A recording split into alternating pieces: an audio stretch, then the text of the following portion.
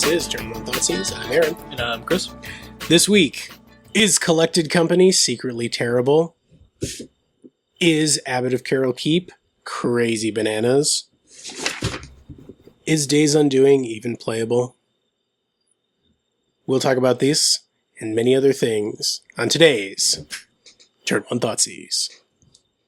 That was cute. I'm just trying new intros. I've been binging Parks and Rec, so I was also envisioning Perd Hapley as a newscaster, which I absolutely love him as a person. The actual person, Jay Jackson, typecasted himself as a newscaster. Yep. He's been a newscaster in 50 some odd roles. It's pretty great. And he was a newscaster. Wow. Yeah. All right. Great guy. I am definitely a perdvert. For those of you who have not seen the show, the character's name is Perd Hapley, and his fan club is called the Perdverts. It's a great show. You should watch it. I love wordplay. So the PPTQ season is starting to wind down. So we're going to talk about sort of where that leaves us in terms of the high watermark of the decks that really made a big dent. Stuff that we kind of think is probably going to fall by the wayside. And because the format is going to be more FNM-y weekly versus grinding for the Pro Tour, we're going to do a little more in the way of brews. We actually had a Twitter request brew, which I worked on. And so hopefully people will enjoy that. And so let's talk about the PPTQ season and how we did. Right. So the PPTQ season, as of us recording for Modern, is officially over. Oh, it ended last weekend. It did end this last weekend. Okay. We had a tri-PPTQ day and then a dual PPTQ day at our local game store. And I got to play in 2 Saturday. I played a deck heavily metagamed against Grixis.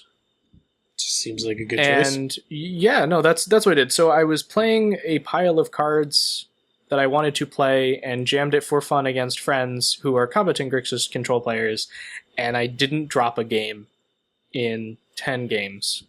And so then I was like, okay, maybe we should tune this. Right. I took the Days Undoings out of this pile and added some other stuff. And it was a Myth Realized Delver Jeskai burn deck.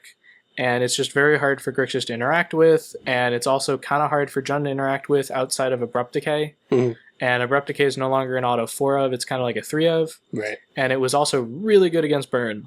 Insanely good against burn. Because of Lightning Helix, Jeskai Charm, and in the sideboard Monastery Siege, which is an awesome card, and we're going to gush about that card later. Oh, God. Love that card. And so, the deck did what it was supposed to. I beat every Grixis player, Twin player. Jund I lost to once, because I mulled to 5 and kept an Island Serum Visions, and he took the Serum Visions. That's a problem. That was game 1, and game 2 he had the God Hand, I just couldn't compete. Yep. So... But other than that, it did exactly what it was supposed to, but didn't quite get me there. Sure. So, overall for the season, I played in only 5 Modern PPTQs. I was super busy this season, which was a kind of a shame. Yeah, I was too. We'll get there. Okay. Or not get there in my case. I got there a couple times. I top 8'd 2 of 5, which is not the best record. My game record I actually did keep track of. I was 14, 10, and 2, which is fine. Sure. Okay. Yeah, it's more than 50%. Right. There were off tournaments. There were good tournaments. It happens. And yeah, that was basically my season in a nutshell. My record this season was 0 top 8s. Out of 2 events played. The first one was the Goblins PPTQ experiment. 3-3 with 1 bye. The last one that I played, which was the day after you played on Saturday, I played on Sunday. Oh, that's right. And I went 1-2 with 1 buy because I forgot to drop after O2. And I was playing Big Zoo, and my inexperience with the deck hurt me quite a bit. I also... So the first round, I was playing against this guy, and he was playing really slow. And he was playing Grixis Delver, which is not a slow deck. Huh. So when you say slow, do you mean like physically taking action slowly, like taking a real long time with serum visions and stuff? He was just, yeah, he was like thinking about everything, okay. Which is fine, because he said, you know, this is like my first time playing Modern, like, but it clearly wasn't his first time playing Magic. Right. So I was like, okay, so like I gave him a little bit of slack, and then our first match took like 35 minutes. Right. And this is not, like I said, my deck on the sort of scale of burn to Eternal Command is a lot closer to burn than it is to Eternal Command in speed. And Grixis Delver is certainly not a like dirtly deck. So when we went to, so I lost game 1, and then game 2 was like another like mega slow roll. And so we drew game 2, but he still won the round because he had won 1 game. Right. I should have called a judge. I don't know that he was doing it intentionally, but I had a number of people come up to me afterwards and ask why I didn't call a judge. Yeah, If it, like, I'm like I said, I'm going to give this guy the benefit of the doubt. I don't think he was purposely trying to do like the old school, like scum you out of, you know, a match win by just like winning game 1 and then slow rolling you for game 2, which is terrible. But so that was my round 1. I should have called a judge. I should have played that particular, or I should have acted differently. I shouldn't have played it differently. So round 2, I played against Tarmo Twin, which was interesting. So he led off with Mountain Tarfire, and I looked at him and I went, Tarmo Twin? And he didn't say anything, like, and I was like, okay, well, it's the only deck in the format that plays Tarfire. Yeah. And if Tarfire wasn't a tribal card, like, you wouldn't play Shock. Right. Nobody would play Shock. It's ridiculous. So I then go, like, fetch, Temple Garden, Hierarch, and then fetch, Wild Nicodle, Kasali Pride Mage. And he's like, oh, is that what we're doing? And I said, yes. So then he does his thing and then comes back to me and I go, land, Kasali Pride Mage number 2.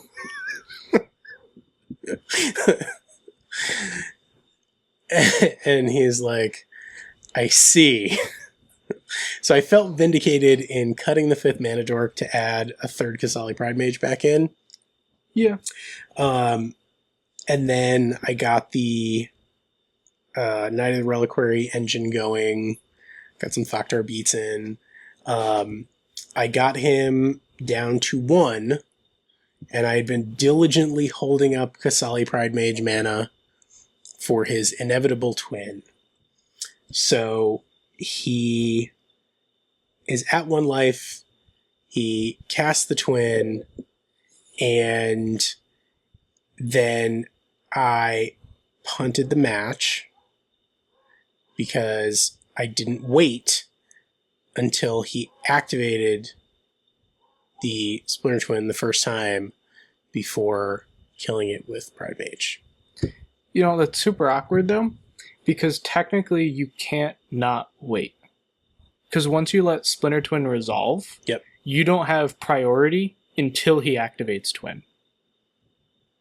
Interesting. So, because he's the active player. Yep.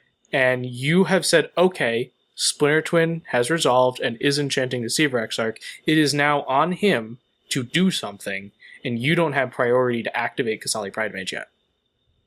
Okay. So in a weird way, like if this was happening on Magic Online, you wouldn't have lost that match because you could not have punted. Okay. Because he would have activated the ability, then the ability goes on the stack, and then you finally have priority to do something, and you sack Kasali Pride Mage. So it was a inexperience with the deck moment, and I really wish that I had like a K-grip. That is something I would definitely add to the sideboard of this deck. Yeah, I love Crows and Grip in this format. So I punted that, and then game 2, I boarded in the wrong hate. I'm not as familiar with the land base of Tarmo Twin as I am with regular Twin. Okay. So I sided in Choke instead of Blood Moon. Mm. And I was like, it should still work. And it's not going to like duff my Wild Nacatls. So I was like, okay. So I go, and I had a Choke in my opening hand, and everything was great. It was like Mana Dork, Pride Mage, Choke, and he was like, I'm really sorry. And I was like, why? And he's like, I kept a choke-proof hand. So he had Mountain, Sulphur Falls, Hinterland Harbor, like something, basically all non-island blue sources. Yep. And I was like, well, sometimes you board in the wrong hate cards. Yeah, Tarmo Twin is super awkward in that because they also run filter lands too sometimes. Yeah, I didn't see any, but I assume they were there. I mean, he was certainly not playing. Yeah. Right. But yeah, they're just because the Hinterland Harbors and the Sulphur Falls, you don't really get that as much. You have the Sulphur Falls. Blackleaf Cliffs isn't really where you want to be in Grixis Twin. I guess the blue-black fast land is okay, but normally you don't need access to black that early, so... Darkslick Shores, that's what it's called. Yes, Darkslick Shores. And then he just, like, went crazy with, he had, like, a Tarmogoyf that was just, like, off the deep end. Yeah. And I didn't... spending my turn 3 to cast a 3-mana hate card and having it have 0 effect on the board, it was like worse than a time walk because I also couldn't do anything. Like I had tapped out for this choke and it did nothing.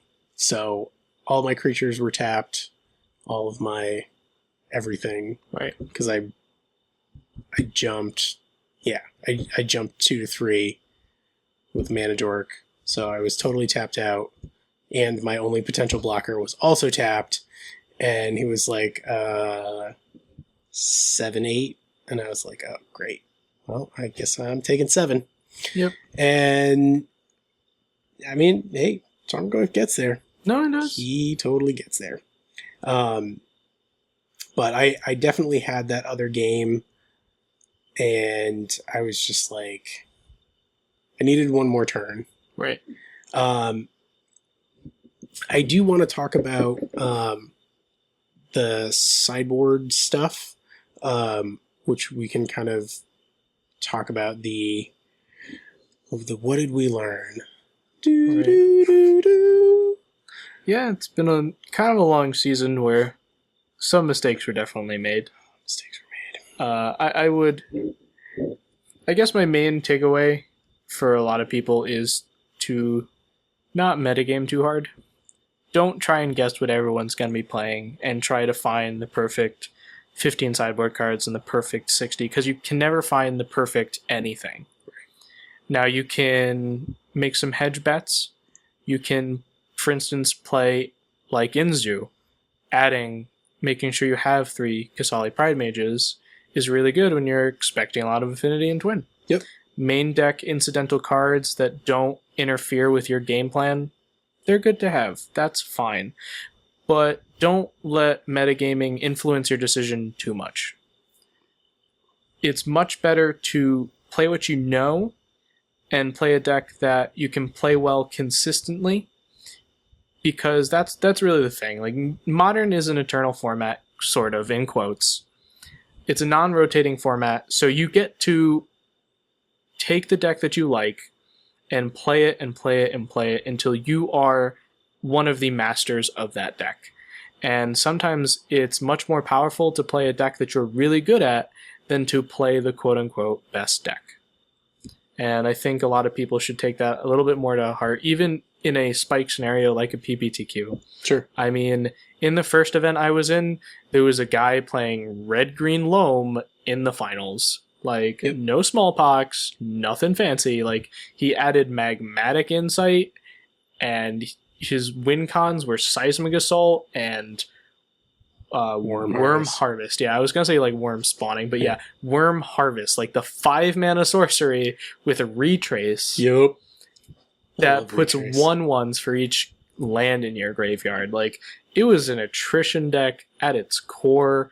Did nothing if you didn't have a seismic assault, but he made it to the finals, lost against Bloom Titan. Sure. And, well, we weren't actually sure. So a couple of us were watching. We weren't sure how it was going to go because, like, he has a main deck Ghost Quarter, and, like, if I were to make that deck, I actually have a list I'll share at some point. I would put at least 2 main deck Ghost Quarters and then more on the board, and you just really mull hard for those Ghost Quarters. Because if you knock him off Bloom Titan in the first couple turns, you're going to win the long game. Sure. Like, I don't care if you have a 6/6, the 7/1/1s win. Yep. So, yeah, at one point he won his semifinal match with over 30 worms in play. That's what I like to hear. Yeah. I like those odds. Yeah.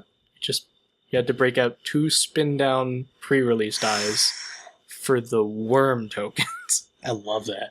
I would splash white for Knight of the Reliquary in that deck. I mean, he's barely running green cards. Like, yeah, I was looking at the I think list. it runs Life from the Loam. Worm Harvest is technically green cards, black-green hybrid. Right. And probably, sideboard stuff. It's just sideboard stuff. Like, Ancient Grudge is super sweet. Sylvan Scrying is kind of nice, especially because Sylvan Scrying lets you have silver bullets like Bojuka Bog and Beseiju. Yep.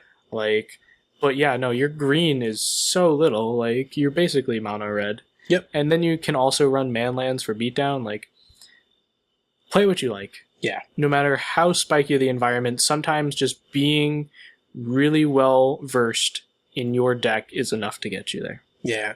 The top 4 of the event that I played in was Jundburn, Affinity, Little Zoo. I don't think it was Tribal Flames. I think it was just like Petting Zoo. Zoo Burn.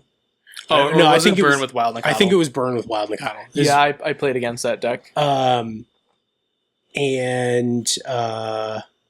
Blue-White Control. Was it the blue-white blinky kind, or was it like Sun Titan Amiria's have a bunch of plans in play? I honestly don't know. Okay. I know I saw Supreme Verdicts. I know I saw...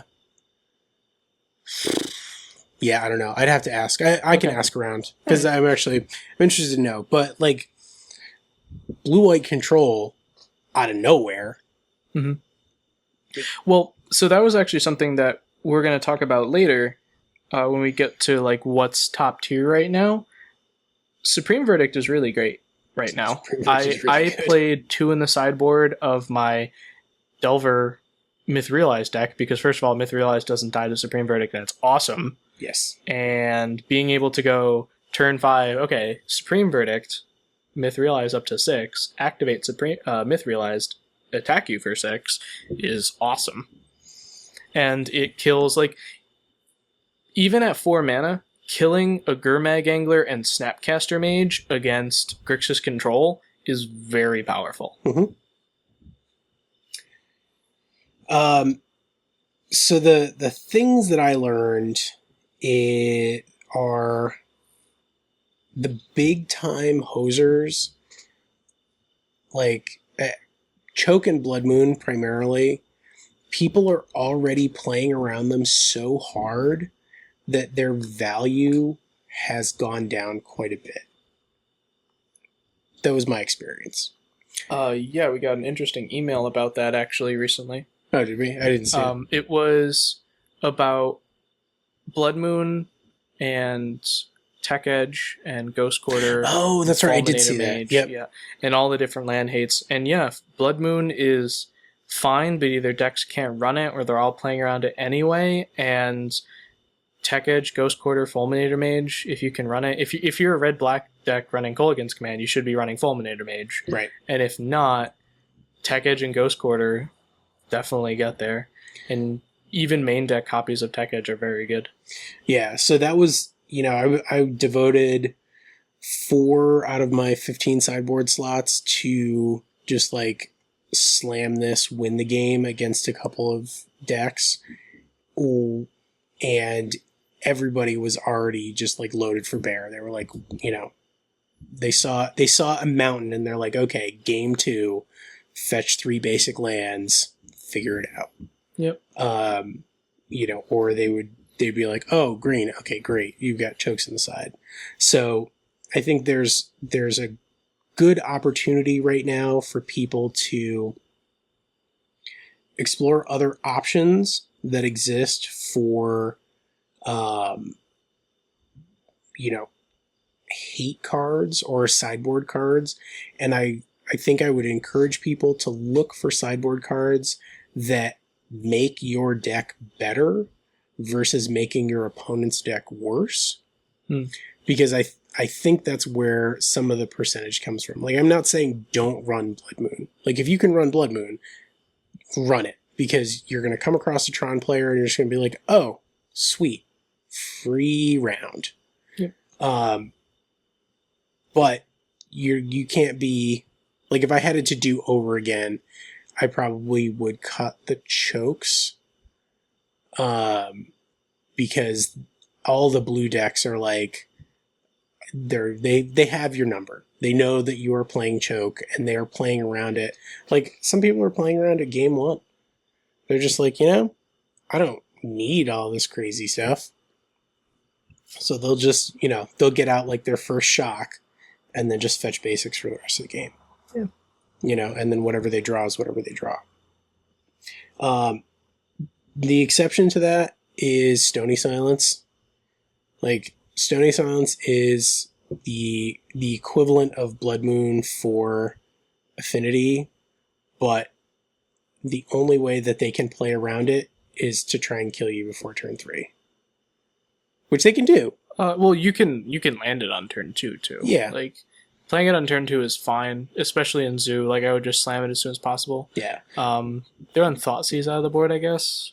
Yeah. Maybe Nature's Claim, because they can do it off of Glimmer Void still. Okay. But Glimmer Void is their only way to cast things once Stony Silence comes down. Yeah. And I think they only run 2 Thoughtseize.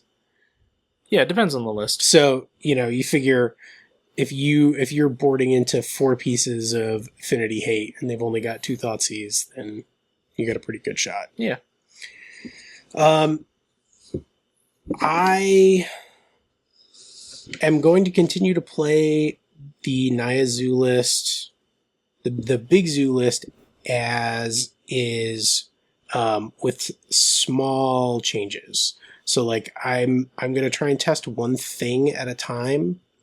The first thing that I am going to test is Naya Charm. because I really, really felt like there were matches that I could have won. There were games that I could have won if I had, like, end of turn, like, Naya Charm, tap your team, you know, smash you in the face with 12 damage, game over. It also, I mean, it's an expensive lightning bolt, an expensive regrowth, and a cheap half a cryptic command. Yeah, it's not blue. What more could you ask right? for? Like it's Like, it is the bluest non. It has 3 colors in it, yes. and none of them are blue. None of them are blue, and yet it taps their team. Because I was running into, you know, non-trampler problems. Many times I had, you know, a 7/7 Knight of the Reliquary and a Woolly Thoktar, and I was like, all right, well, you're dead on board if you don't have Lingering Souls or whatever, you know, like Pyromancer tokens. You know, so just like getting brickwalled by that stuff was really frustrating, and I felt like I needed more ways to interact with their board, and I think Naya Charm probably does that potentially, because I still hate Path. I know that it's good, but I still hate it. well, it's the best way for you to get through things. Like, it's worse early on than it is later, because late in the game it doesn't matter. Right. But in the first 3 turns, you don't really want to use it, which is kind of rough. Yeah. The big thing is also being able to stop both Pestermite and Deceiver Exarch for 1 mana. Sure. Which is really big, because even though it's like not uncounterable, they can't just keep remanding it. Like, right. They need a Dispel or a Cryptic. And if they're waiting until they can Splinter Twin and Cryptic in the same turn, you've probably killed them. Right. So yeah. This is a good time to innovate harder, because the format is going to loosen up a little bit. Prices should come down with demand. People that aren't full year-round Modern players that are just, you know, just grinders are going to be looking to get out before the card prices start to drop. So we should see some relief in that sense. But,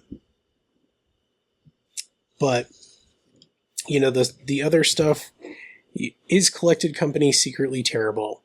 In some decks, I honestly think it is.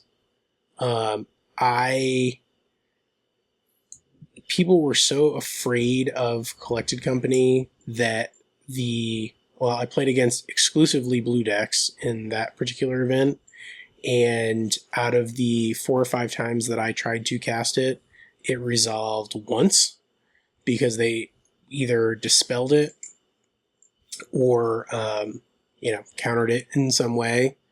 And, you know, the time that it resolved, it was fine. You know, I got 2 creatures, but it wasn't game winning. You know, if those 3 Collected Companies had been, you know, 2 Naya Charms and a Dramoka's Command, I feel like that would have been a much better use of those spaces.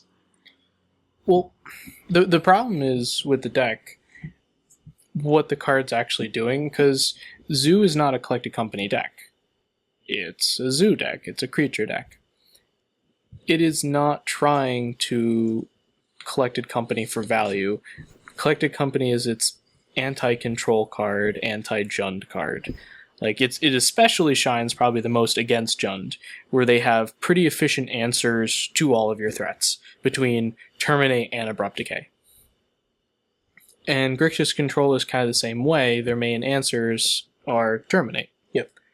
Or a complete board wipe. And Kolaghan's Command lets you put out more threats than the deck can deal with, or rebuild after a board wipe. After they already spent a bunch of resources, it lets you build up.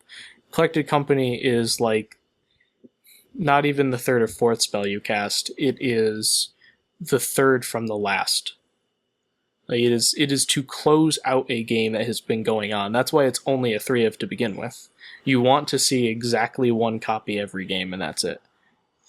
Yeah, people that I was playing against were not running meaningful board wipes. The Grixis player wasn't running Damnation. And everything else, the only thing in my deck that it kills, that non-total Wrath, only kill Wild Nacatls and Mana Dorks. Right. The only issue is there are enough ways. If you just play creatures, there are enough ways to deal with them. Oh, sure. Which is the only issue. So you need a source of card advantage against these card advantage decks. Because Grixis is basically a mid-range deck. Right. The same as Jund. So against these decks, you need a mid-range source of card advantage because you're trying to be as big as them, but a little bit faster. And so Kolaghan's Command is the answer. So... Collected Company. Yeah. Collected Company is the answer. I don't know if you would replace it with just a get 'em card like Dromoka's Command or Naya Charm, because you really need the Collected Companies. You just need to be... You can't just... This isn't a Collected Company deck. This isn't like Anafen's a combo where you cast it to complete something. This isn't like the Scab Ruinator deck where you're casting it for value and you can just jam them.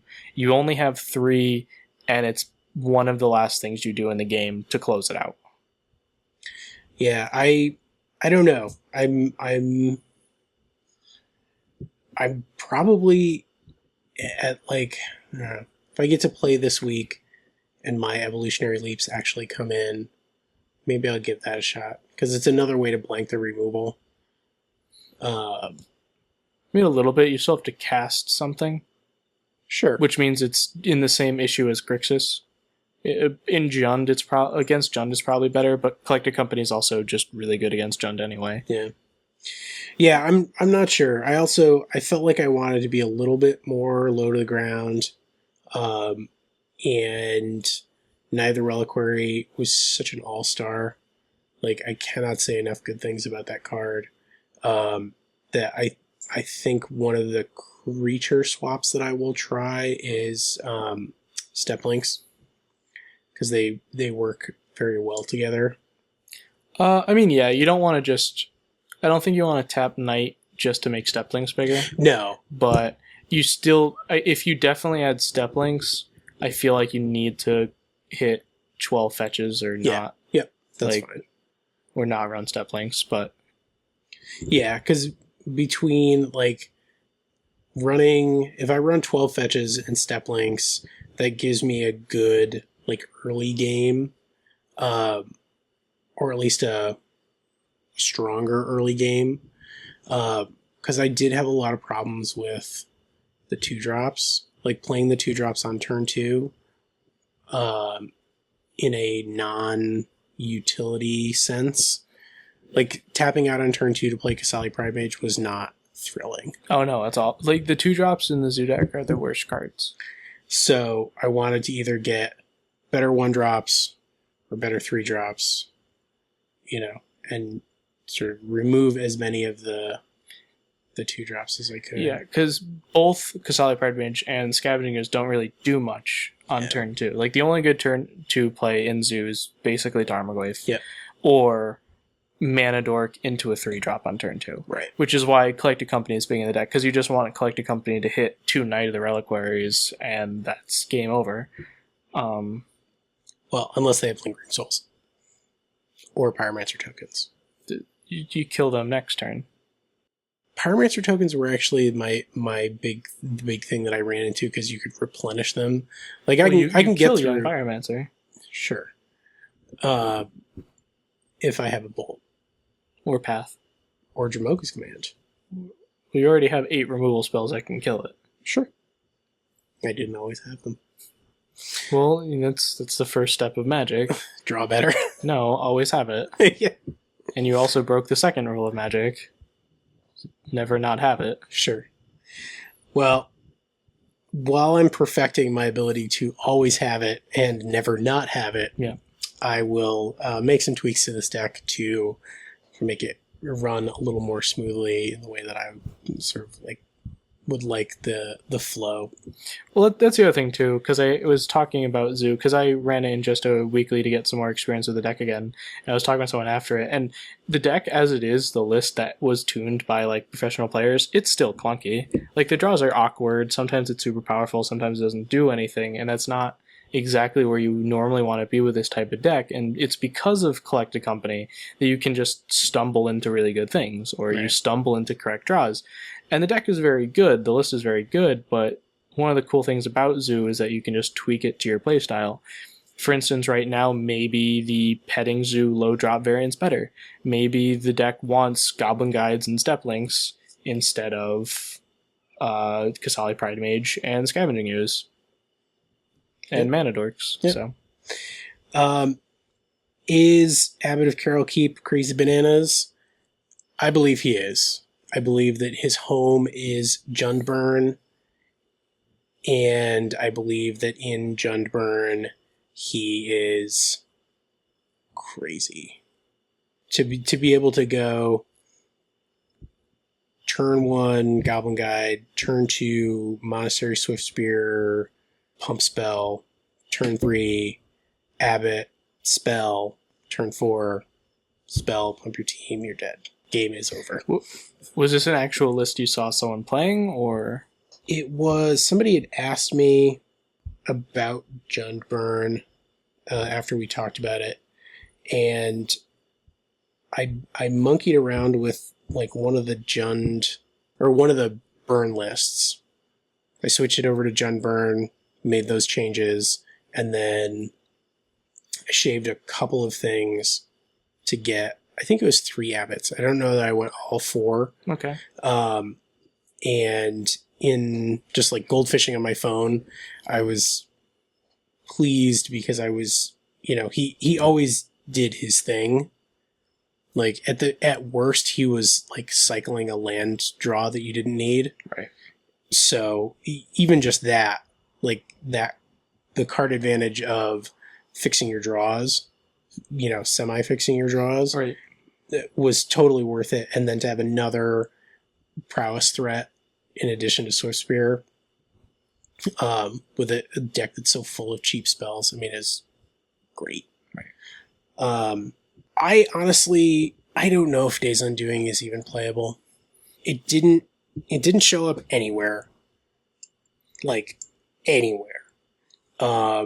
Nobody that I saw on any constructed event did what I expected to happen, which was just to rebuild Cruise Burn with Days Undoing.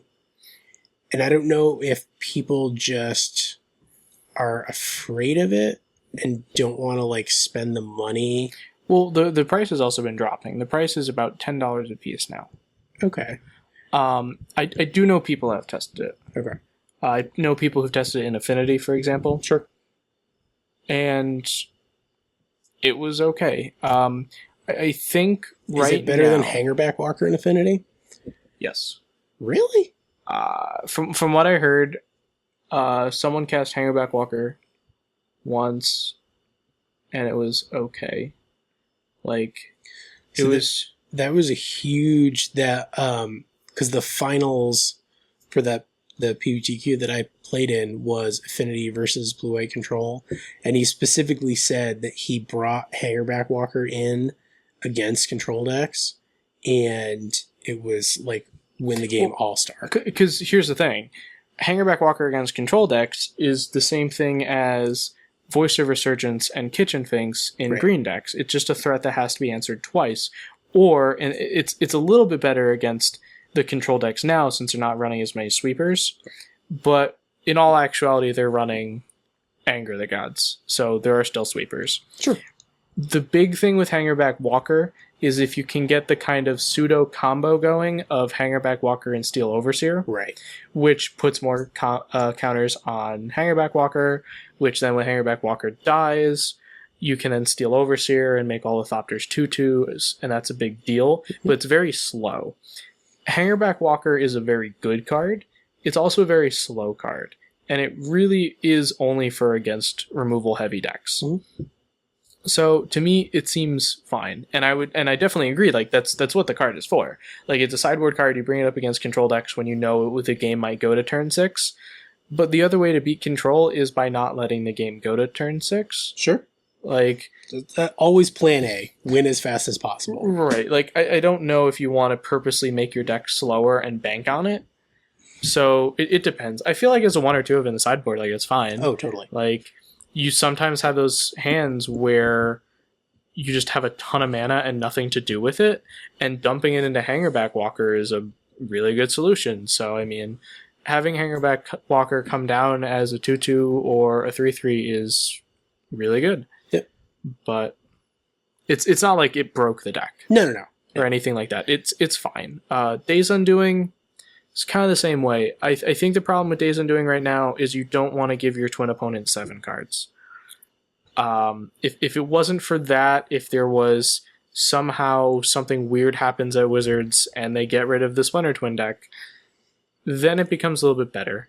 But you're still going to be... No, there's always going to be a combo to replace it. Splinter Twin's a very fair combo. Like, there's so many ways to destroy an enchantment. Sure. And so many uncounterable ways to destroy a Deceiver Exarch. So... Sure. Twin has never been... Twin obeys all of the rules. It is fine. In fact, it holds other combos in check because Anafenza Company can gain all the life they want and they still die to the Splinter Twin player. Right. So... Splinter Twin is the force of will of Modern. It keeps things in check. Sure. And there needs to be some police force of every format. Fair. So where does that leave us in terms of decks? I think that Grixis Control is probably all around still the best deck in the format right now. It's hard to tell whether it's Grixis Control or Grixis Twin, especially because they're so close. Yeah. New variations of the deck have popped up with only 7 combo cards, like 4 Exarchs, 3 Twins. Maybe that's the way to go, or maybe that's the worst way to go, because it's just a worse Grixis Twin and a worse Grixis Control. Yeah. Who knows? I think Affinity is still the best aggro deck, and I don't see that changing anytime soon. No, because Affinity really at its core is an aggro combo deck. And it is just so blistering fast sometimes. Yeah. And it's just gotten more and more consistent. Better tools and cards have been printed for it recently. Yep. Yeah, the artifact sub-theme in Origins was huge. I was even just in Soul Artifact was huge. I think Jund and Junk are probably tied for the best mid-range. No, it's... I'm going to get into that actually in a little more detail. Okay. Jund right now... If we want to do that now, Jund is the best deck to bring to a tournament of an unknown meta because Jund has the best matchup percentages against everything else. Junk suffers against a lot of the decks currently, but it does beat Jund, and it has a better Grixis matchup than Jund. So they're definitely not tied. If Grixis continues to be the top deck, and you can consistently predict you're going to be playing a lot of Grixis, and you also have the ability to play a lot of combo, then Junk will switch with Jund. Like right now, Jund is tier 1, Junk is tier 2, and that's very clear. In the future, they might actually switch back. Mm-hmm. Like the Siege Rhino hype is over, Junk isn't that great, but because it has a much better Grixis Control matchup, and it does beat the other green-black decks, it might actually become the tier 1 green-black deck again. I mean, I think of combo decks that are gonna,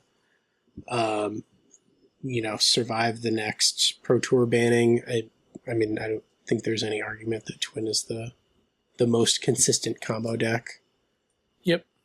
So, if consistency in a combo is what you're looking for, which it should be, Twin is still the way to go. Oh, yeah. The rest of tier 1, Burn, Naya Burn, Jund Burn. Like, Jund Burn isn't really a thing yet, but I think it will be. Yeah, it's pretty sweet. But the flavors of Burn that are out there, I think are what keeps it tier 1, because adding those splash colors, even though it worsens the mirror, does make all of your other matchups better. Oh, yeah. And then Merfolk, I feel like is still definitely tier 1. Harbinger of the Tides did a lot for them, and it's just good. Good, aggro control, tempo. So it's actually kind of interesting to me, because when we talk about tiers, we're not just talking about the quality of a deck, we're talking about the popularity. Mm-hmm. And I don't know if it can't have just been Harbinger of the Tides. Although that was a sweet pickup for Merfolk, something else happened slowly, and I'm not sure what, but Merfolk has been gaining popularity. Like, it's just a very good aggro tempo list. Mm-hmm. And it's very good at what it does. It's relatively inexpensive. Right. Like, it was the best bang for your buck. There was some article that came out about that. Right. Like, they just looked at price versus win percentage, and Merfolk was like the winner. Yep. And it's just very consistent. People love tribes. Yep. And Merfolk is the most playable tribe. Yeah. So The least playable tribe, Centaurs. And that is unfortunate, because I love Centaurs. I was like, man, let's talk about Centaur Tribal, and it's awful. I feel like Minion Tribal also isn't that great. Yeah, Do you know how many Minion Lords there are? There are like 3 or 4 Minion Lords. That's And like 24 minions. odd. Yeah. I was not aware of that. It was an old thing. Braid's Cabal Minion is a minion legend. Oh. Not a Minion Lord, though. Okay. Oh, There okay. are Minion Lords. So it's not modern legal stuff. Not necessarily. Okay. Something was probably time shifted. I'm sure. But yeah, Merfolk is super solid. I saw it doing well at both PPTQs. There were multiple players I had never seen play the deck before. So it could be that somewhere along the line, enough people played Merfolk to good finishes that more serious modern players were like, okay, let's try it. And now it's not so much that Merfolk got so much better because of Harbinger of the Tides, it's just that it's gotten more popular. Yep. I think it's been a good choice for this entire PPTQ season, and it's just at the end of it, it's getting more popular. Yeah. I honestly, if I was going to pick a Merfolk deck, I honestly think I would play the blue-white version that runs Sig River Guide. Okay. Because his protection ability is, like, out of this world. Mm-hmm. He can protect your Mutavaults from removal. Like, it has a lot of weird implications. It's especially good against Master of Waves, because there are so few things that can kill Master of Waves anyway, and it's very hard for people to deal with. And if you also give it protection from black, most decks just can't interact with Master of Waves. Yeah. Or if they can, it's because they have like a Vapor Snag, and they're going to try and Vapor Snag the Master of Waves to kill all the tokens. Right. And Sig River Guide being able to stop that is huge. Yeah. So that is a criminally underplayed card, in my opinion, and I would love to try it out. The tier 2, Tron is Tron.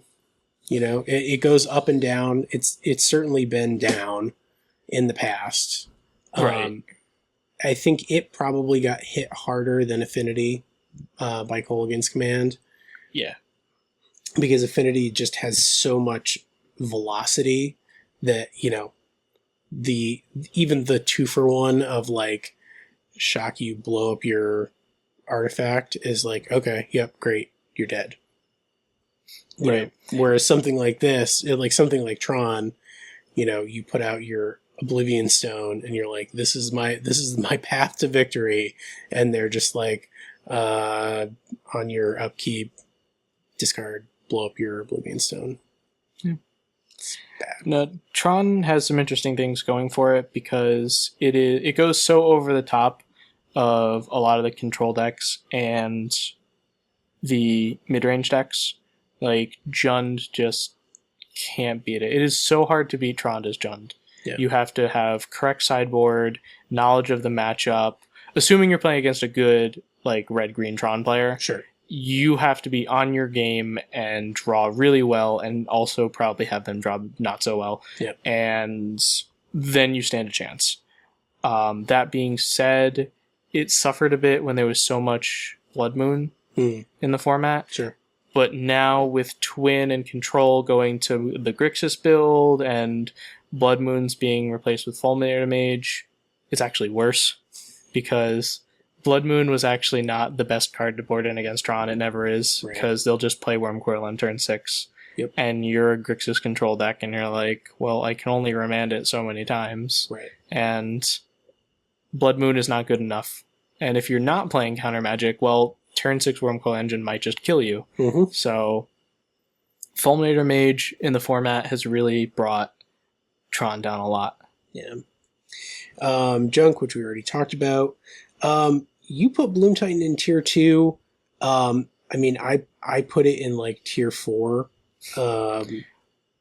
Because being able to win games occasionally and then completely folding to hate in game 2 is not my idea of like a tier 2 deck. So I definitely would defend this as tier 2, because I actually talked to like 3 different Bloom Titan players this weekend, and there's actually a lot of discussion on where to go, and there are versions that actually board into more basics in addition to one they already have.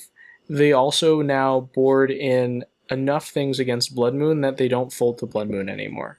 Like, if you just mulligan into Oblivion, like you mulligan into 3-man's Blood Moon and a 4th card, you are not beating Bloom Titan.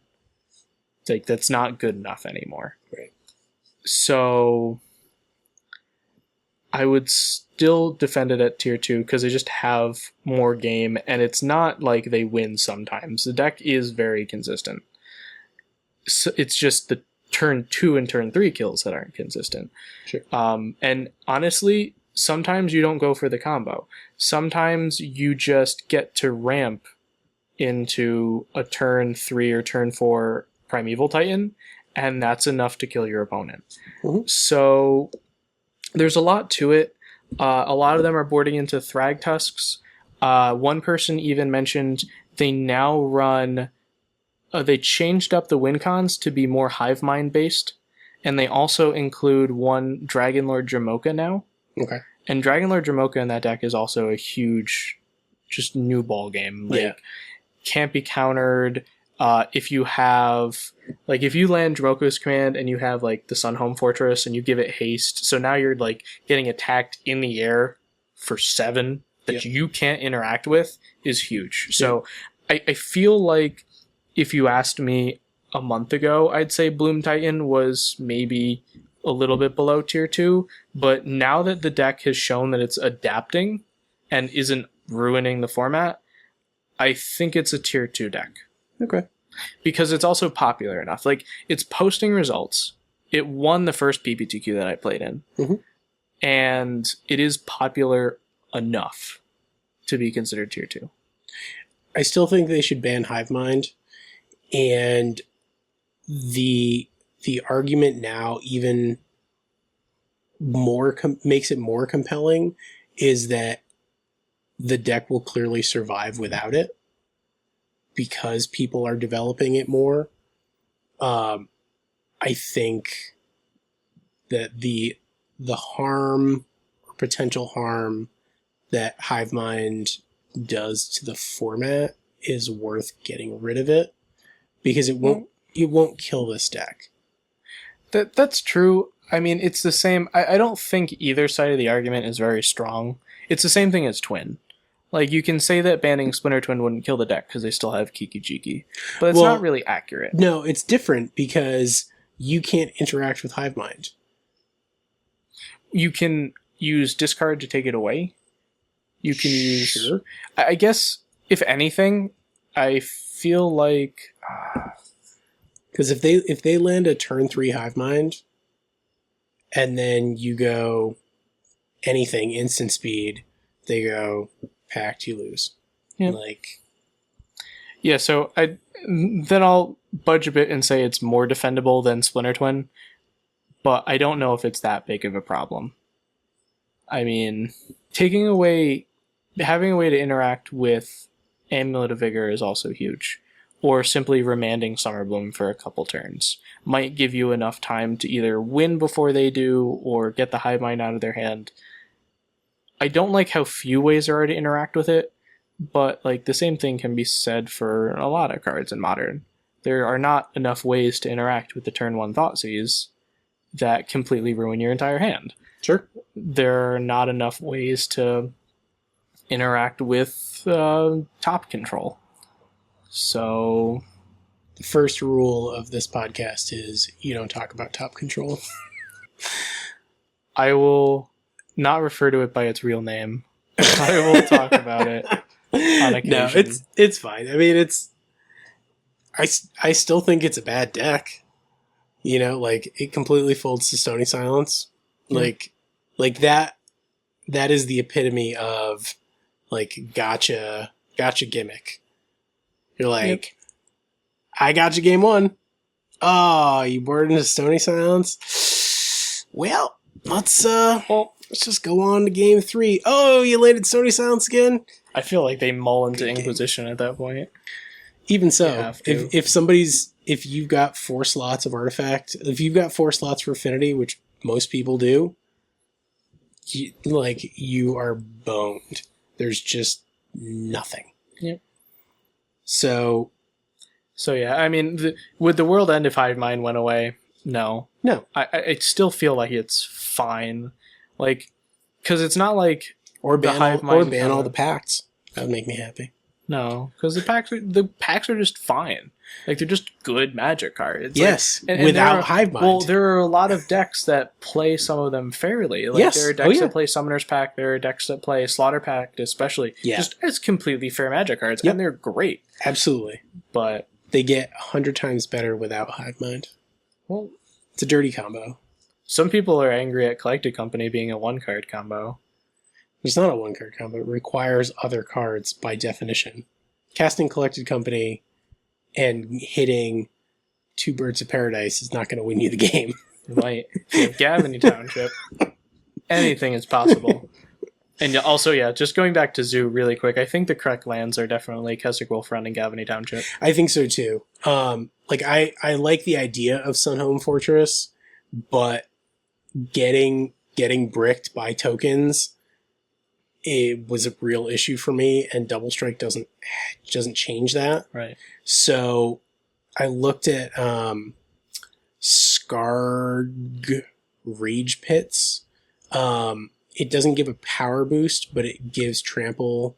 But it only gives +1/+1, right? The Skarg Rage Pit I thought was 3 mana to give +1/+1 and trample. And so we got in a discussion versus Keswick Wolfrun, which costs 1 more but is flexible. Yeah, let me look at it because I thought it was like red, green, trample, +1/+1, where Keswick Wolfrun is red, green, X, trample, +X/+X. So it technically costs 1 less, but only for the first activation. right. And Yeah, the flexibility. Like, I feel like the whole point of Keswick Wolfrun is to push in the last couple points of damage. Like, being able to just be like, all right, dump all my mana into something that you can't counter. yeah. So Skarg, the Rage Pits, is a Guild Pact land. It was part of the uncommon land cycle there.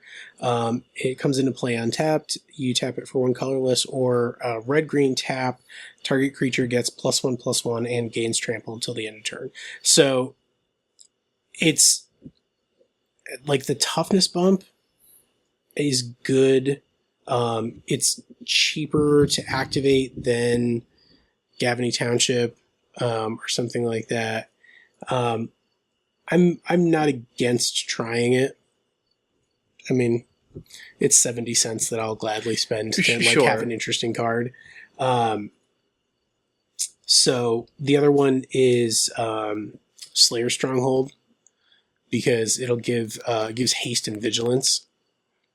So if I end up keeping the Collected Companies in, then that becomes relevant, because then I can, That's a lot of mana, though.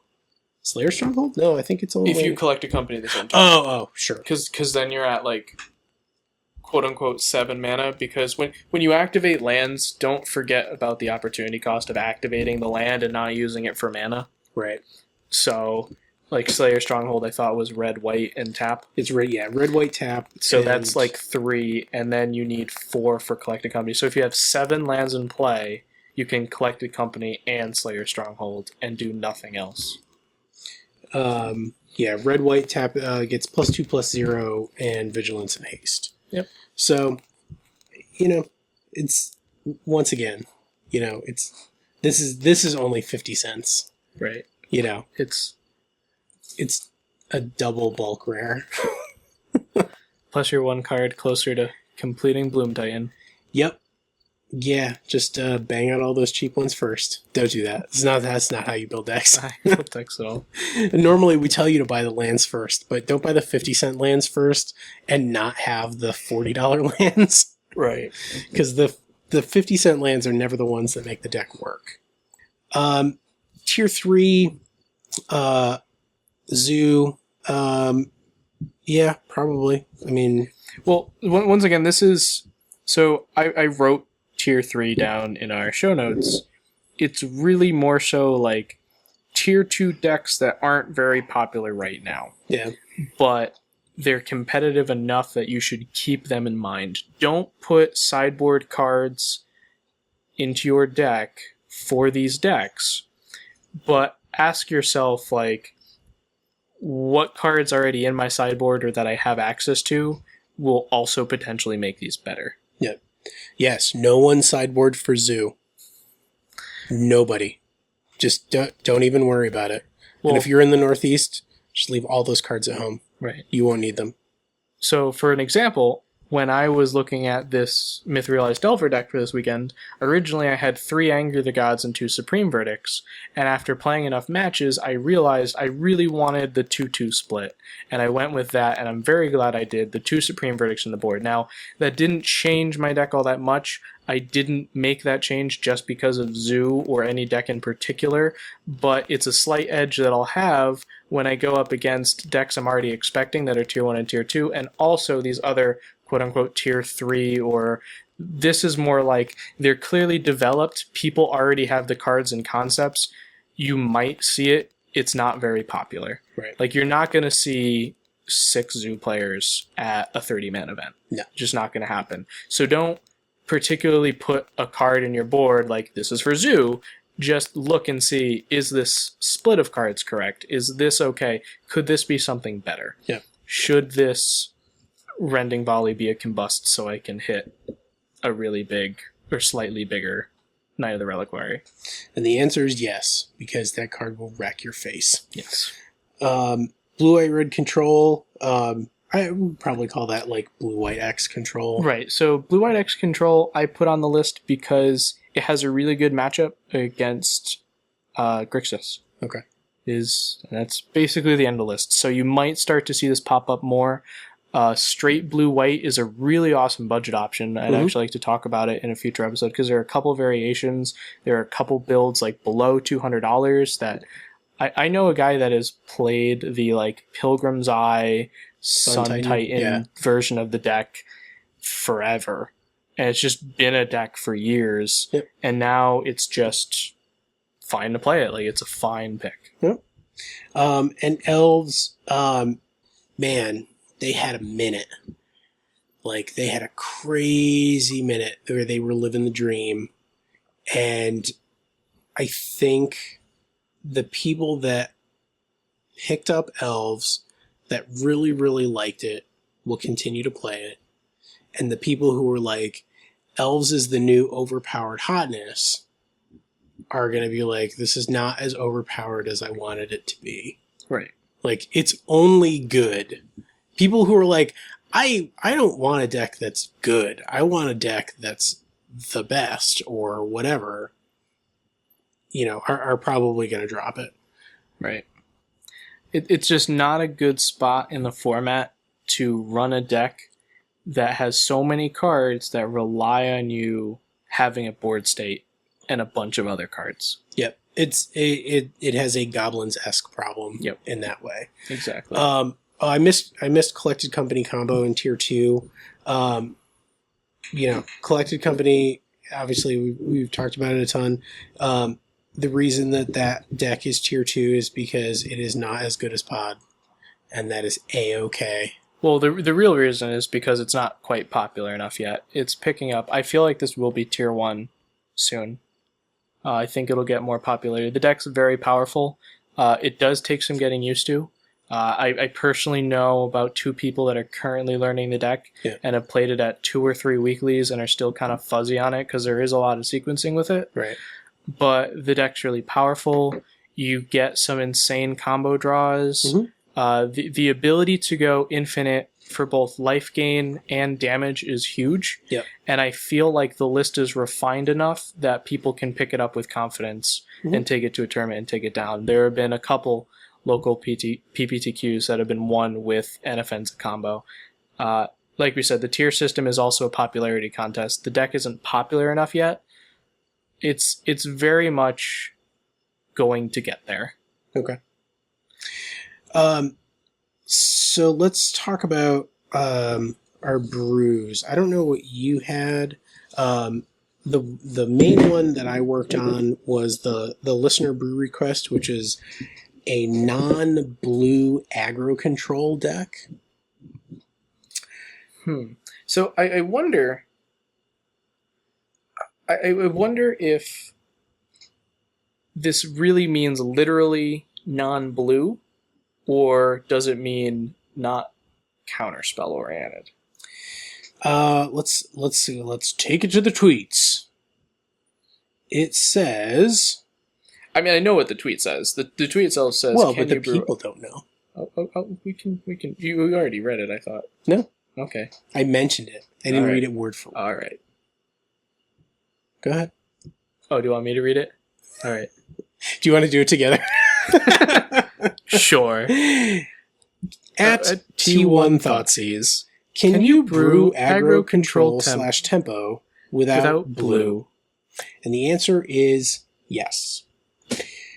So what I did is I had actually been working on a Bant threshold list that was like a Delver deck that used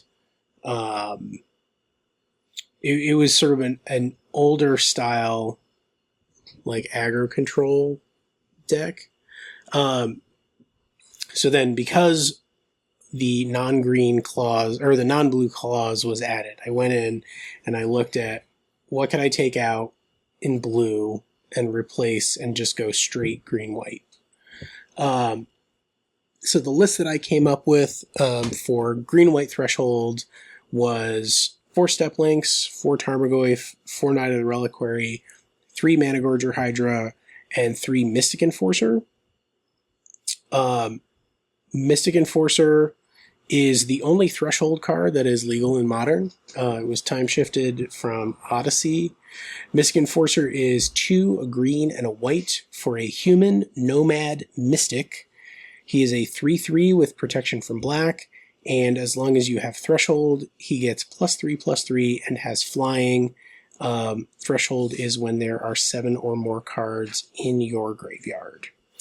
The spells are 4 Mana Tithe, 4 Path, 2 Rebuff the Wicked, 3 Apostles' Blessing, 3 Dramoka's Command, and 4 Temporal Isolation.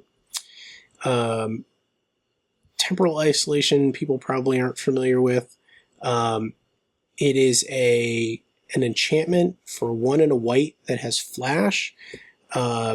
Enchanted creature has shadow. It can block or be blocked only by creatures with shadow, and you prevent all damage that would be dealt by enchanted creature. So you basically, it's like mega pacifism in a way. It just gets things out of the way. And because it has flash, there's like just that extra little thing that pushes it over for me. Right. And then 22 lands with a lot of fetch lands. And I also put 2 Gavany Townships in there because if the game does go long, the Gavany townships will make your step links more relevant over time. Yeah. You know, like once you stop getting land drops and you really want to start swinging with your knights instead of using them just to like pump your step links, you can use that Gavany township activation, you know, probably get them up to, even if you get them up to 2/3s or 3/4s, I mean, that's not nothing, you know, I mean, having them available, and they certainly by that time should have accounted for a fair bit of damage. So that was my take. Mystic Enforcer is a card that I wanted to play with for a long time. He's Blood Baron-esque in the sense that he doesn't die to Abrupt Decay, he doesn't die to Terminate, he doesn't die to, like, basically if you don't have Path, he's pretty hard to kill. Like, as a 6/6 flyer, like, he dies to, like, what? Valorous Stance, Plummet. A card I actually wanted to... Like, he doesn't even... He doesn't have Vigilance, right? He does not have Vigilance. Okay. A card that I was going to suggest for the green-white tempo from Origins, Swift Reckoning. Okay. It's a sorcery speed removal spell to destroy a target tapped creature. Okay. But if you have 2 instants or sorceries in your graveyard, aka Spell Mastery, you can cast it as an instant. Okay. So a couple turns into the game, if you're playing a more tempo strategy, it's a conditional white Doomblade. Sure. Like, assume they're going to attack with their creatures at some point. One hopes. Right. Or if you have a way to actually tap the creatures, and it's just that. Yep. As far as tempo also goes, having ways to tap your opponent's creatures is tempo. Yep. So, I mean, Glimpse of the Sun God. Also, there are some strange bounce effects in green and white, and being able to take advantage of all of those. Yeah, I mean, there's Flicker Wisp, you know, it's probably... Flicker Wisp, there's like a core Hookmaster. I think that might be your creatures, but there's like Invasive Species. Sure. Is Invasive Species everybody's stuff or just your stuff? I believe it's just your stuff. Okay. Yeah. Well, it's stuff that you control. It's not stuff that you own. Okay. So, but most of the time... It's going to be your stuff. But being able to... It goes back to that blue-white Sun Titan deck. Sometimes tempo is just getting more advantage out of your cards than your opponent as well. Yep. Well, and I also want to try Mana Tithe. I might even try it in Big Zoo, because it's almost like... When you show Mana Tithe in game 1, even if you side it out in game 2, they have to play around it. Oh, it's like Stifle in Legacy. You don't even have to... You can have a 1-of Stifle in your deck, and you don't even cast it. You, like, exile it to Force of Will, and then they play around Stifle for the rest of the round. Yeah. And, you know, like, Mana Tithe your turn 1 play is pretty good. Yeah, no, you know, like, getting in an early time walk, and then controlling... you know, when they can tap out. Like, they basically have to then cast all of their spells 1 turn later just to play around Mana Tithe, assuming that they hit all their land drops. You know, that is a different form of tempo, but... No, it is. But certainly, you know, something that shouldn't be dismissed. Additionally, so one thing I wish we had looked into more before we actually started recording is to see what the actual meaning of this question was, because by the letter we now have a green-white tempo-y deck. Yep. But I wonder if it's more of a feeling thing than an actual color restriction. Following the color restriction, I would say if you want something that's kind of like the feel of a tempo deck or a control deck without blue, you go, that's also aggressive, you go the route of mono white Death and Taxes, which we talked about a little bit last episode, with maybe an Archangel of Ties, but especially the new Vryn Wingmares, Oh, yeah. Thalias, Leonin Arbiters, and Ghost Quarters, and Aven Mind Sensors, and Flicker Wisps. The mono white Death and Taxes list is a lot of aggressive, low-costed creatures that make it harder for your opponent to cast their spells, and that is basically tempo. Mhm. It's you're getting to progress your board state at a faster rate than your opponent. You can land screw them with multiple Ghost Quarters or Tech Edges with no drawback thanks to Arbiter or Aven Mind Sensor. Yep. Path to Exile suddenly has no drawback. So that is also something that kind of fits that role. Yep. And does follow the no blue restriction. Yeah, I mean, there are even some really aggressive, like, black-red lists, like some of the black-red vampires lists, where you're like, every time I play a creature, all my creatures get better. You have super efficient removal and reach, and, so, like, there are plenty of times when Doomblade is Time Walk.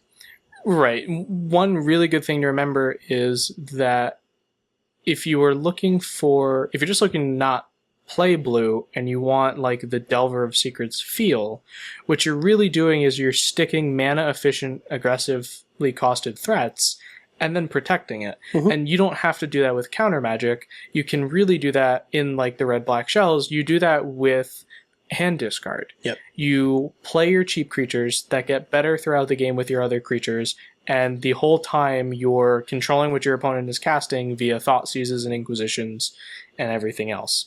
So there are multiple ways to approach actual tempo and card advantage, and they're not always blue. Right. Blue just happens to give you access to like the best raw card advantage and card draw, as well as the best bounce effects, and Delver of Secrets is arguably the best 1-mana creature. Legal in Modern. Sure. Like, in Legacy, I think it's close with Deathrite Shaman, but... Yeah. Well, yeah, I mean, the Deathrite Shaman is... like, amazing. Yeah. He's really good. Yep. I don't miss him. I'm glad he's banned, but he's pretty good. Yeah, he's really great. 1-mana Planeswalkers. It's pretty good. So that was that. I think the other brew that I've been sort of tinkering with is mono black control.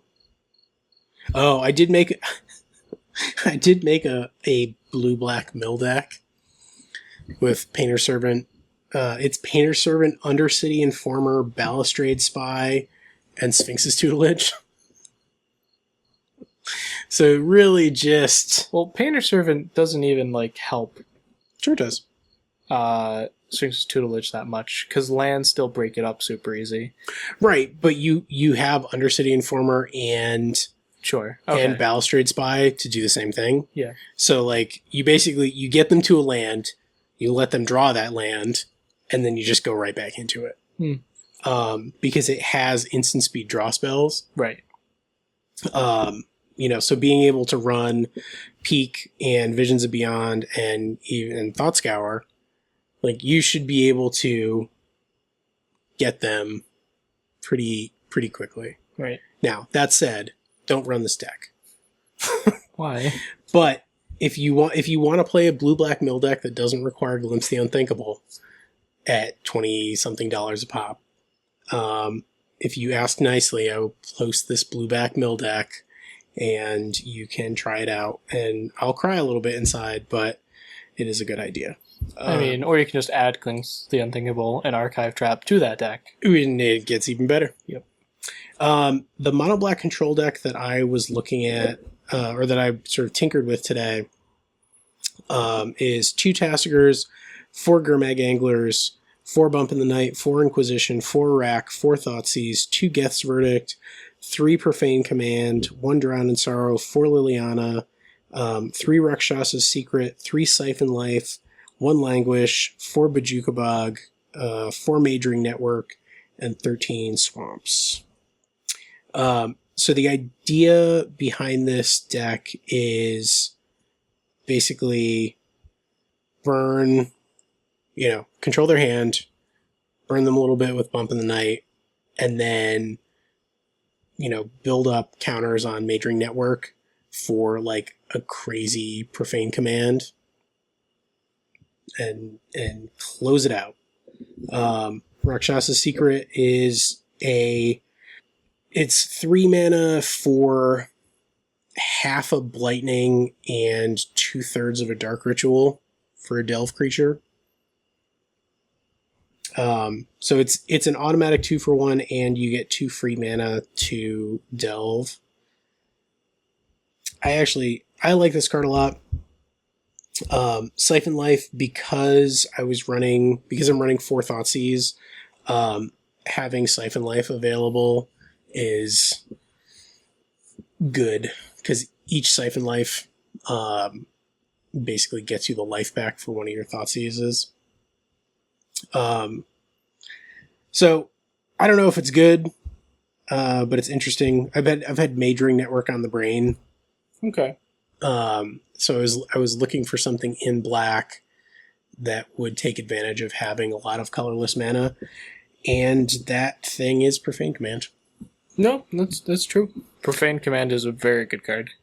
So that was my very quick sketch of mono black control. The other reason that I've been sort of tinkering around with it is I received a very, very nice gift from Chris from the Girlfriend Bracket. Sent me 4 of the Duels of the Planeswalker alternate art racks, and the foil full art Languish Game Day, because, and I quote, "What am I going to do with it?" And I was like, I'm going to cast it. I'm going to cast it a lot. I'm so upset it didn't have the flavor text. I know. I know. That was like the only reason I went to Game Day too, is to get that promo so I could put it in the collection, because it has cool art and the flavor text was fine. It's like, oh yeah, it belongs. I'll trade you the pack foil one I have. I had one. I got rid of it. It's fine. The flavor text wasn't that great. It was okay. The flavor text should have been, what do you have against crocodiles? Yeah, that's true too. I did get a Clergy and Beck recently. Oh. Anyway. Oh, God. Yeah, look that card up. Clergy and dash that. Just look. This is a family-friendly... It is. Hey, that's a family-friendly Magic card. Sure. Well, if you take it at face value, it's a fine card. No, at face value, it's still unplayable. I don't know. It's unplayable. But man, that flavor text. Oh, yeah. It's like borderline unhinged. It really is. I have gotten a lot of enjoyment of collecting so many odd flavor texts. Yeah. But so what have you been working on? What have you been tinkering with? So what I've actually been working on this for a little over a week now, and I got to take it for a quick spin, and it kind of borders on the Twitter question of a tempo deck without blue. Now, but the difference is, and this is why I was asking, it runs blue. It just doesn't run a lot of it. Okay. And it doesn't have that blue counter magic feel to it, that blue ruin everyone's day feel to it that some blue players enjoy and some players hate the color blue for. So if you're looking for a tempo strategy that doesn't have that counter magic, stop your opponent from playing the game feel, this deck is pretty much it. It is a Grixis Delver list that also features 4 Abbot of Keral Keep. And since we already talked about Abbot a little bit, I wanted to chime in here really quick. Is Abbot super amazing? No, it's not. It's completely a build-around card, first of all. He's worthless if you don't build your deck with him in mind. Right. You cannot run him with a playset of any counterspell ever. Sure. And even when he works, all you're doing is almost drawing a card.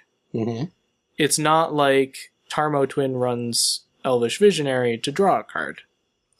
That being said, he is an aggressively costed body, and he's a very good card. He's just not amazing. his price right now, for example, is a lot higher. It's like $8. Mhm. That's because of standard. Sure. So I feel like he's in the middle of everyone's opinions right now. Like, some people are just like not playable in modern. Other people's are like, this card's amazing. It's somewhere in the middle. Mhm. He doesn't have a lot of homes. And I don't know how he is in Burn, because Burn really doesn't need a 2/1. And it doesn't need, like, saying that you can play him to get access to another burn spell, you could just replace him with a burn spell and have the same thing. But then you wouldn't have a prowess body. That can be killed by Electrolyze. Okay. Or Kolaghan's Command. Like, the problem with Burn isn't the lack of threats. Like, especially even the Naya version now with Wild Nacatl. Yes. Like, you don't need another cheap, aggressively costed creature, even with the card advantage. Yeah, I mean, I guess it probably boils down to playstyle. You know, like what people want to do. Because you could make the argument that playing Abbot, putting out a land off of his flip, and then, you know, like sandbagging a couple of burn spells for a turn, and then coming out on turn 4 with 3 lands in play and going swingboard with a Goblin Guide, a Monastery Swift Spear, and an Abbot, and then going Lightning Bolt, Shard Volley, Gut Shot, you're dead. I mean, that is one way to play it. I think it falls a bit short there, though. Like, it's really weird. The body isn't big enough for a mid-range deck, but the decks that want this are mid-range decks. You want that flexible prowess body for only 2 mana that almost draws you a card. The problem is I'm not sure how good it is in Jund. I did see one like thread on Reddit of a guy who played Abbot Jund. Okay. And apparently he did really well with it. He liked it better than Dark Confidant. Maybe that's a possibility. Yeah. I'm not sure. I still feel like Dark Confidant's very good. Like, people are like, oh, well, Dark Confidant's just a lightning bolt for removal. I'm like, well, yes, that's because it's very good. Right. And if it sticks for a turn or two, it's going to draw you cards, and your opponent knows how good that is. Right. So, although I just bashed Abbot a lot, it's a very good card. Mm-hmm. In the right deck, in the right build, and what I've been testing so far has actually been working out very, very well. This has gone through a couple iterations. At one point, I lost my entire deck building app and every list in it on my phone. Ooh. So I rebuilt it, and when I rebuilt it, I approached it from like ground zero again, so that was actually a good experience. Like, I was able to reevaluate some things, and after testing, this is actually a really fun deck to play, and it is a tempo deck that doesn't have that counter all your stuff, you don't get to play Magic feel. Mm-hmm. So it does start off with 4 Delver of Secrets and 4 Abbot of Keral Keep. The only other creatures in the deck right now are 2 Snapcasters and 2 Tassigers. Okay. Now, the cool thing about this Delver deck is that means since we're only on 12 creatures and our land count is very low because of our spells, we have 29 cards in our deck that flip Delver. This deck will flip Delver blindly more often than any other deck right now. Mm-hmm. So that is a huge upside.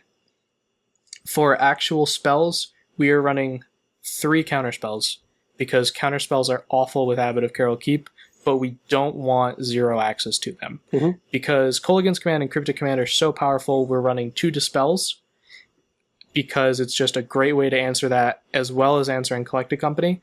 And then we also have 1 Spell Pierce.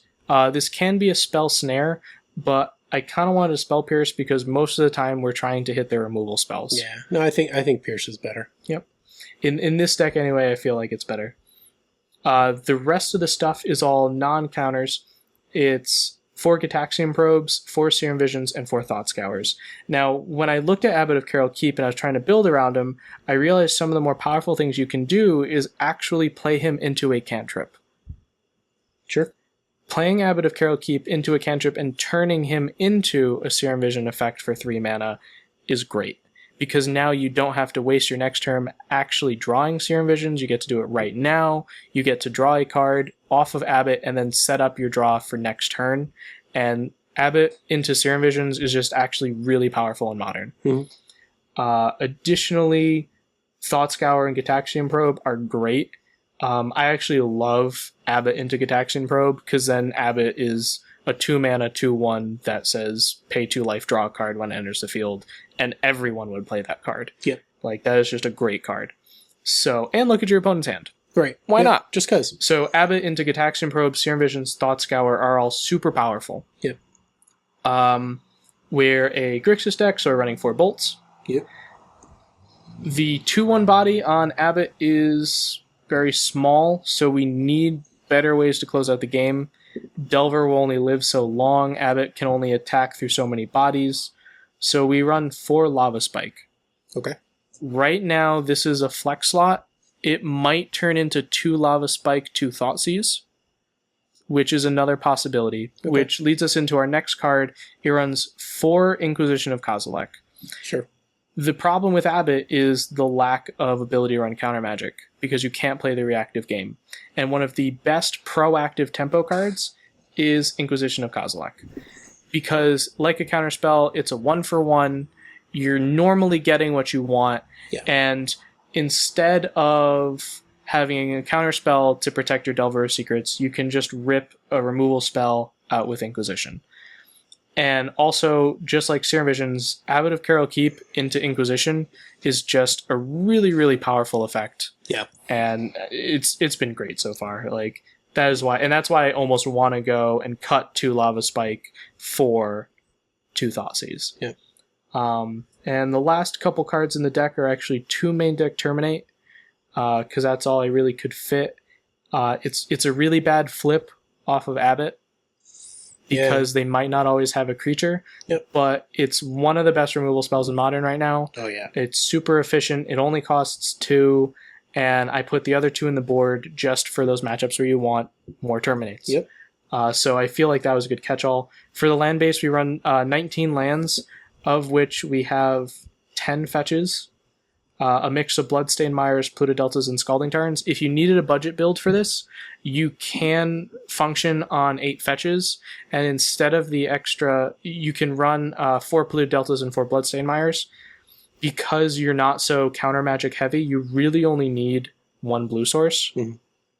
So you don't need all of the Scalding Tarns. Right. So if you want a budget build, 8 fetches is fine, and then you replace the other 2 with the blue-black Fastland Darkslick Shores, maybe, and Sulphur Falls. Okay. And that's a nice budget alternative to Scalding Tarn now that it's shot up in price. You could run Wooded Foothills. You can, but even the delve for Tassiger wasn't super relevant, because, like, if we look at the curve is 31 1-drops and 8 2-drops. Okay. 2 6-drops. Which fair. So you don't actually even need to crack too many fetch lands until your graveyard's completely full and Tassiger's near free. So the difference between 8 and 10 fetches isn't that huge in this deck if budget is a concern. And then in the sideboard, it's in flex right now. I put 2 Thoughtseizes in the sideboard because, once again, like, Abbot into discard spell, it's just really good. It's just, yeah. Yeah, that was, when I tested that black-red, thing like a couple months ago, Abbot into Blightning on turn 5 was right unreal. No, and it is. And that's the argument for, it could be a Jund card. Yep. If you built a Jund deck that curved out at 3 and was super aggressive, there might be a home for this. Right now, I still think it's Grixis, because I think Abbot into Serum Visions is much better than Abbot into Tarmogoyf, and you're not even losing Tarmogoyf because you have Tassiger. Right. Also in the budget, if you don't have Snapcasters, you can replace Snapcasters with extra Delve creatures, which also lowers your curve. Yeah. Because Snapcaster and Abbot are both technically 3-drops. And adding more Delve creatures was definitely good. I wish I could find another way to squeeze some more in, but at this point, I'm just keeping it. In the board, besides the Thoughtseize, there are the other 2 Terminates, like I mentioned. And then we have some alternative creatures. Something that I've done in the past with these Grixis aggro tempo decks is Death Shadow in the board. I'm putting in 3 of them. Sometimes Delver of Secrets is a really bad card. Up against Burn, you don't want to see it ever. And up against Graveyard Hate, Tasker is not very good. So you can use Death Shadow in the board against Burn and Graveyard Hate to help make your deck a little bit more resilient. And Death Shadow in this deck, with 4 probes and a ton of fetches and shocks, your life total is going to be pretty low. Death Shadow is just a good creature all around.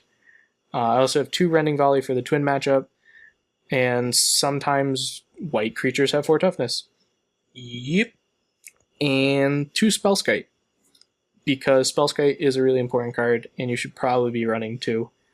And then I have 4 3-drops in the board, because sometimes you need to go for the long game.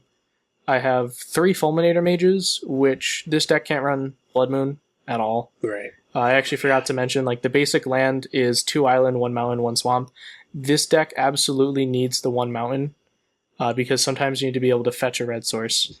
It has 1 Blood Crypt, 2 Steam Vents, 2 Watery Graves, because even though blue isn't important, you normally want it in your first couple turns, and it sets you up to have all your colors on turn 2 really easily. However, even though there's only 1 Blood Crypt, it's super important to fetch it early. Mm-hmm. Like, you want Blood Crypt as your second or third land. So Fulminator Mage is our land hate of choice, and it is very, very good. You cannot interact with it profitably. Like, there's just no way to win. And the last is a 1 of Monastery Siege. Depending on how good this does, it could go up. I play with Monastery Siege this weekend, and it is so good. And multiple people read it and told me the same thing. They just didn't realize that the Frost Titan mode, one of the modes of Monastery Siege, is spells that target you or permanents you control cost 2 more to cast. Yep. So you are also under protection, is not just your permanents. Yep. So having Lightning Bolt cost 3 against you is really good. And both modes are really good against Jund. Mm-hmm. Being able to out-card advantage Jund when you're running 4 Lightning Bolts, 4 Lava Spikes, is just really good. Yep. Along with your aggressive creatures that really only have to get in once or twice. Yeah. Siege is, like, many of the sieges are playable. Monastery Siege is the easiest slot in, I think, to a lot of decks. So. Well, except for casting maybe... cost. Sure, I meant like the Red Siege. Outpost Siege. Outpost Siege is really close. I think those are the 2 real breakout ones. Yeah. That'll see a lot of modern play, and they deserve it. They're both really great cards. I mean, I think Monastery Siege is a little bit more flexible because both modes are very relevant. Yeah. No, that is a card, and I think if you went back, I think that was even one of the cards when Favorite Forged. Yeah. Is that Favorite Forged card? That was Favorite Forged. Yeah, I think when we did our Favorite Forged set. Did we do a Favorite Forged set? I think we did. I think we talked about it. It came out in like December, so I don't know. Maybe not. Maybe not. I don't know. Anyways, it's a really good card. You should be, if you're playing blue and you don't like people lightning bolting you. Or your stuff. It's a pretty good 2 colorless 1 blue investment. Right, like, the fact that it's 3 mana and the advantages that it gives you. Like, sometimes, so in this deck, you don't get to run a lot of counter magic. Being able to protect your Delver of Secrets or your Tassiger, like, making Terminate cost 4 mana and making your opponent completely tap out to cast Terminate on your Tassiger is huge. Right. Or when I played it, it was like Myth Realized and Delver of Secrets. Like, being able to, even on turn 4, just go, okay, Monastery Siege, Delver of Secrets.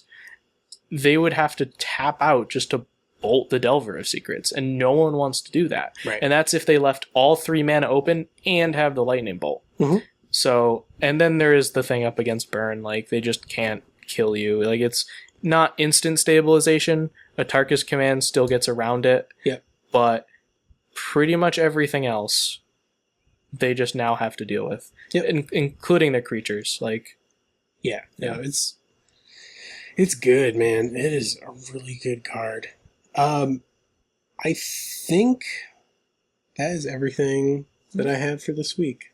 Same with me. I will keep people updated on that deck. I already have it put together and sleeved up. Had to dig some lava spikes out of somewhere, and Yeah. that was Nobody ever that was wants to it. have to buy lava spikes. It's awful. It's a common in Modern Masters. Yep. Jesus. Yeah, it's like $3. Yep. Yep. Feels lava really spike. bad. Feels super bad because Lightning Bolt is now cheaper than Lava Spike. And Lightning Bolt is objectively better than Lava Spike in almost every way, except that it can't be redirected by Spellskite. Yeah. So the other thing I liked about Lava Spike in testing was that people couldn't dispel it. Yeah. Like, everyone's going to dispels over spell pierces, Right. and being able to just go like, all right, Lava Spike you, and they're just like, well, I can't really remand it, and I can't cryptic it. Like, I don't want to cryptic a Lava Spike. Nope. So it just gets through. Yeah. And it adds up. But it's, I don't know. And sometimes I would you say Snapcaster Lava Spike over Bolt because they just can't do it. yeah. I mean, I guess you're never going to feel good about cryptic commanding a Lava Spike, but if you got to do it, man, yeah. got to do it. So thank you as always for listening. If you have any questions for us, you can certainly tweet us at @Thoughtseize. You can follow us on Facebook, facebook.com/TurnOneThoughtseize, all spelled out. You can email us, thoughtseizeu@gmail.com. And you can go directly to our website, TurnOneThoughtseize.com, click on our donate button, and give us some money. We have had the donate button up for a couple weeks. It's been doing pretty well. I did want to send a special shout out to our very first donator, Joe Money. That was pretty great. That was amazing. So, Joe, wherever you are, I hope that is your real name. And if it is, congratulations. And if it's not, congratulations. Congrats on Joe Money being available. Yes. Amazing. We really, not only did we appreciate the support, but we really got a kick out of the name. I also did put a thing up on Twitter to see if folks had developed any sort of opinion about the support method that they prefer. Like I said, the donate button has been doing fine, but if people prefer like a Patreon or like a one-time Kickstarter thing, definitely get at us on Twitter is probably the best way. Yeah. And tell a friend, as always, would be greatly appreciated. And once again, a big shout out to the ladies of the Girlfriend Bracket. They are at the GF Bracket on Twitter. Their podcast is exceptional. And Chris is my remote testing buddy. She essentially bribed me into playing it repeatedly against Mono Bluetron with Mindslaver, which is one of my least favorite things to play against. And I'm just like, all right, Mindslaver, just think about those racks. It was such a nice thing to do. Just think about the racks.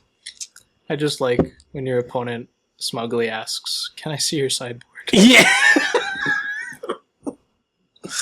Oh, God. I also really love when, because we have a couple Mono Bluetron players locally, I really love the response, which is either a sigh and I concede, or it's, you can do that? It's like, I can do anything you can do. Oh, God. It's fine. Everything's fine. Everything's fine. Card's great. Magic's great. Everything's great. So thanks again. And remember, kids, Lava Spike is a $3 common.